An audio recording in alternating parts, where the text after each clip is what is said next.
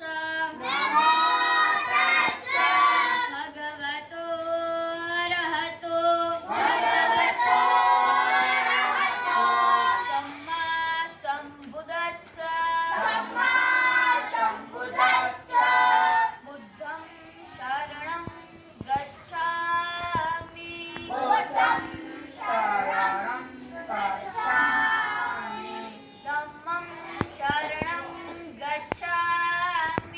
धम्मं शरणं गच्छामि संघं शरणं गच्छामि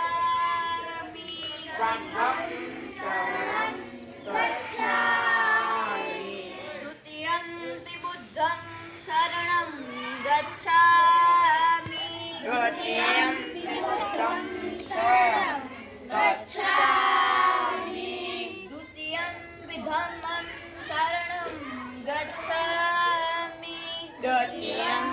धम्मं शरणं गच्छामि द्वितीयंपि संघं शरणं गच्छामि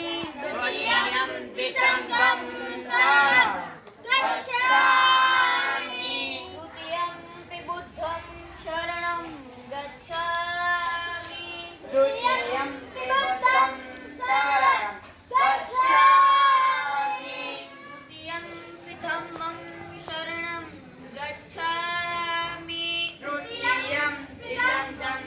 शरणं गच्छामि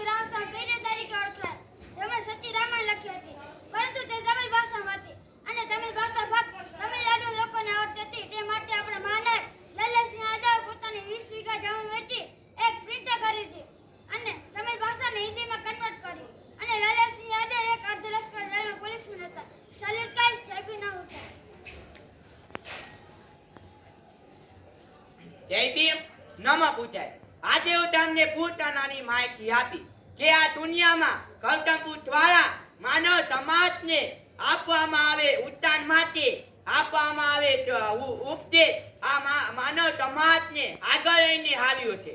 કે આ ગૌતમ બુદ્ધને માનવ સમાજને ગૌતમ બુદ્ધને દેવામાં આવ્યો ઉપદેશ આ માનવ સંસ્કૃતિથી બહાર કાઢી આવ્યો છે. કે હમણાં એક સૈનિકે પૂછવરના કરી આ કોઈ પ્રાર્થના કે ભજન નથી, આ એક પ્રકારની પ્રતિજ્ઞા છે.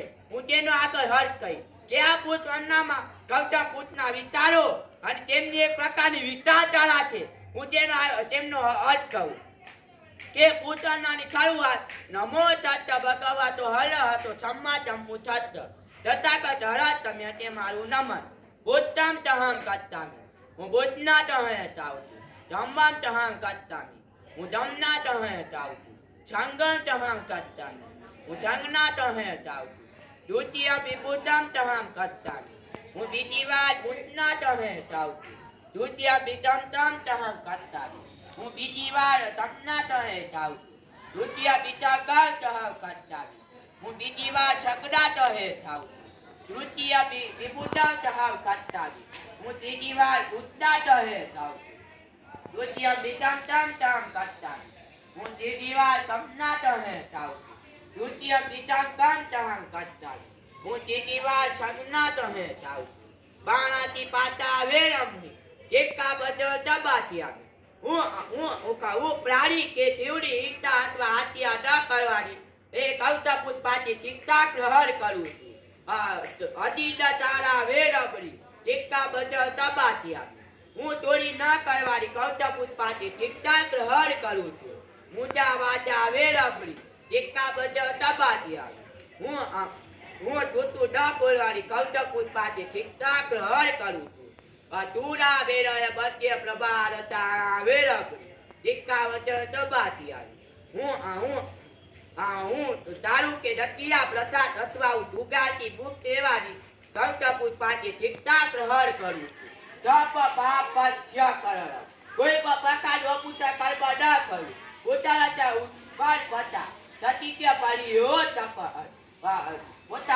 સતીત્ય પરિયો તપ પોતાના બંને પવિત્ર રાખવું. હેતર પૂછતા હાથ પૂછતી શિક્ષા છે. સાધુ સાધુ સાધુ સાધુ સાધુ શબ્દનો અર્થ રાષ્ટ્રાય કરે સત્યવાદમાં બોલવામાં આવે છે. તેથી તેનો આ કરીને સ્વીકાર કરો કે સાધુ સાધુ શબ્દનો અર્થ બોલવામાં સામાન્ય રીતે બોલવામાં આવે છે. તેનો અર્થ છે કે હું આ ગૌતમ બુદ્ધની પ્રતિજ્ઞાનું પાલન કરીશ. હું આ ગૌતમ બુદ્ધની પ્રતિજ્ઞાનું પાલન કરીશ અને હું આ ગૌતમ બુદ્ધની પ્રતિજ્ઞાનું પાલન કરીશ. મારું હક પૂર્ણ કરું છું. જય જોહાર જય મુંડીવાદ.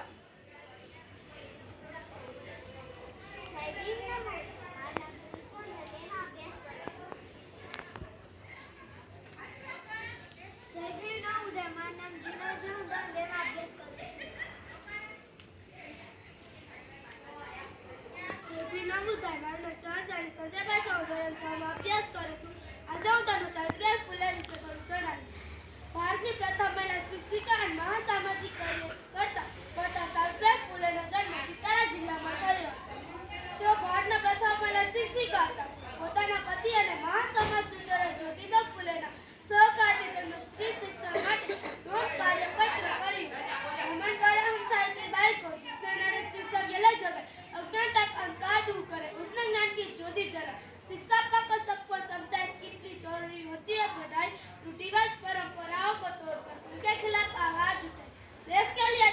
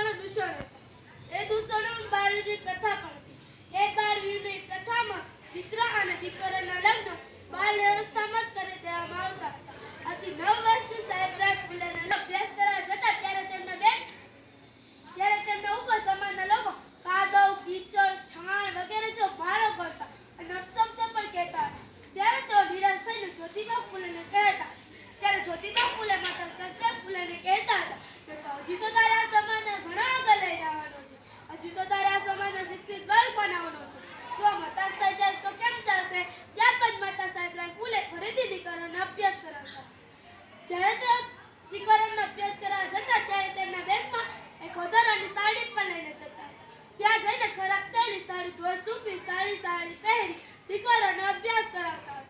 अब तक भी चूल्हे चौके में बसे रहोगे तो थोड़ा आगे बढ़ो, शिक्षित करो और संघर्ष करो. ऐसे में જે કાર્ય કોઈ ન કરી શક્યું એ માતા સાવિત્રીબાઈ ફૂલે કરી બતાવ્યું અને ભણતા પ્રથમ મહિલા શિક્ષિકા બની. બસ એટલું જ કહીશ. જય ભીમ ના जय भीम नमो बुद्धाय. इस मिट्टी में उस बलिदानों के लहू के महके जिनके सर कटने पर थरथरा करते थे, वो ऐसे योद्धा था जो तलवार होकर लोगों से भिड़ा करते थे. जहाँ कोई सोच भी सकता था कि जंगलों और पहाड़ों में पली बड़ी एक बालिका देश की आजादी के लिए अपने प्राणों की आहुति दे गई, वही से निकली एक चिंगारी जिसने शिक्षा, स्वाभिमान और बलिदानों की मिसाल दिया है. उसे युगों युगों तक याद किया जाएगा. कालीबाईનો જન્મ જૂન 1932માં થયો હતો. 12 વર્ષની ઉંમરમાં તેમના પ્રાણોની આહુતિ દેવાવાળા આદિવાસી વીરાંગના હતા. ડુંગરપુર રાજ્યમાં કોઈ શાળા ન હતી, પરંતુ આદિવાસી શાળા ચાલુ રાખી તો એક અંગ્રેજ બોલી શકે તેમની શાળામાં તાળું લાગી જાય. તો પણ નાનાભાઈએ શાળા ચાલુ રાખી તો તેમને ઘરમાં પૂરી બંદૂક વાળે મારવામાં આવે છે. તો પણ નાનાભાઈ ન માનતા તો તેમને ટ્રક વડે બહારથી ઘસેડવામાં આવે છે. ત્યાં બધા લોકો જોઈ રહ્યા હોય છે, પરંતુ કોઈની હિંમત ન થતી કે પોલીસ સામે બોલી શકે. ત્યાં તો કાલીબાઈ આવી પહોંચે છે અને બોલી ઉઠે છે કે મારા ગુરુજનને કેમ ખસેડવામાં આવે છે. ત્યાં અંગ્રેજ બોલે છે કે તેમને કહ્યું હતું કે તેમની શાળા બંધ કરી નાખવામાં આવે, તો પણ તેમની શાળા ચાલુ રાખે, તેથી તેમને ખસેડવામાં આવે છે. ત્યાં જ કાલીબાઈ ચાચા વડે દોરી કાપી તેમના ગુરુજનને બચાવી લે છે અને અંગ્રેજો તેમના પર ગોળીઓનો વાર કરવા માંડે છે અને કાલીબાઈ ત્યાં જ મૃત્યુ પામે છે. બસ આટલું જ કહી સાહેબ એમનું.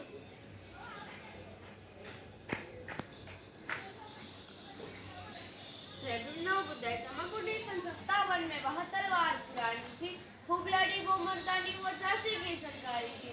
एक एवं वीरांगना જેમને બહાદુરી અને વફાદારીને ત્યાં તો સ્થાન ન મળ્યું, પરંતુ સામાન્ય લોકોને હૃદયમાં સ્થાન આપ્યું. આજે હું તમને એવી વીરાંગનાની વાત કહીશ જે શહેરમાં દીકરીઓને સાપનો ભારો માનવામાં આવતો હતો. તે શહેરમાં ઝલકારીબાઈ ભારતીય ઇતિહાસ રચી નાખ્યો હતો, જેમના સાહસ, શૌર્ય અને સમર્પણથી જ ભારતીય ઇતિહાસના પાના સ્વરૂપિત બની ગયા હોય તેવા વીરાંગના એટલે કે ઝલકારીબાઈ. ઝલકારીબાઈનો જન્મ ઝાંસીના થોડા અંતરે આવેલા ભોજલા ગામમાં તારીખ 22 નવેમ્બર 1830ના રોજ થયો હતો. તો નાના હતા ત્યારે તેમની માતાનું મૃત્યુ થઈ ગયું હતું, તેથી તેમના પિતાએ તેમના દીકરાને લડના સિખા ગઈ, રાની બન छोड़कर दिखा गई, इतिहास में झलक रही वो तो भारत की सरनारी थी. ઝલકારીબાઈ દુશ્મનોના હાથે પકડાતા તેમને ફાંસીની સજા આપવામાં આવી. કેપ્ટને ઝલકારીબાઈને કીધું, ફાંસીની સજા આપવા પહેલા તમારે કાંઈ કેવું છે? તો ઝલકારીબાઈએ કીધું, મહારાજ જેવી બહાદુરી એક ટકા પણ તમને બતાવે તો અંગ્રેજોને ભારત છોડીને જવું પડે. જય ભીમના બધા.